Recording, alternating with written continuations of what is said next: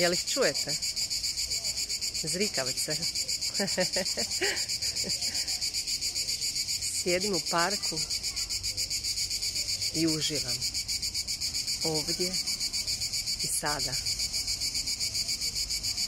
Sjetite se osjetiti, čuti, namirisati, gledati, dotaknuti ono što je oko vas. Uživati ovdje i sada.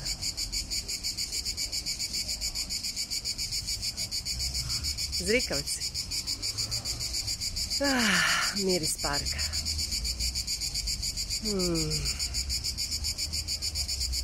Prožima mi tijelo. Želim vam lijep dan.